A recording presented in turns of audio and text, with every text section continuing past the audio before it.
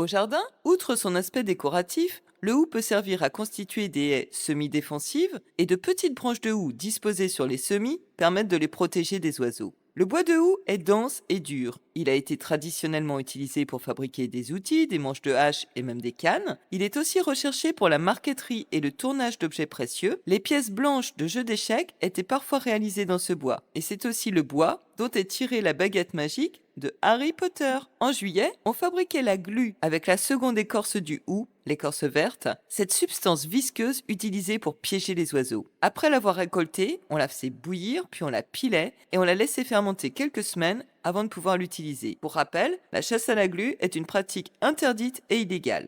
En décoration, le hou est très apprécié. Ses feuilles persistantes et ses baies rouges permettent de fabriquer des guirlandes, des couronnes et autres décorations hivernales. Cette tradition de décorer les maisons avec du hou durant Noël remonte à d'anciennes croyances celtiques qui voyaient le hou comme un symbole de la vie éternelle. Le hou, avec ses feuilles épineuses, était considéré comme une plante protectrice, notamment contre la sorcellerie, et il ornait souvent les bâtons des druides. Il était planté autour des maisons pour repousser les mauvais esprits et protéger les habitants des influences négatives. Le maté, ou yerba maté, cette boisson traditionnelle venue d'Amérique du Sud, est issue d'une plante qui appartient à la famille du hou, Ilex paraguariensis. C'est un stimulant physique et cérébral. On retrouve le hou dans les fleurs de bac, sous son nom anglais Holly. Cet élixir rééquilibre et réharmonise les états d'esprit négatifs en favorisant l'ouverture du cœur. En raison de sa capacité à survivre au froid de l'hiver, le hou est aussi symbole de résilience et de renouveau. Dans le langage des fleurs et des plantes, le hou est le symbole de l'insensibilité pour certains, alors que d'autres en font un symbole de paix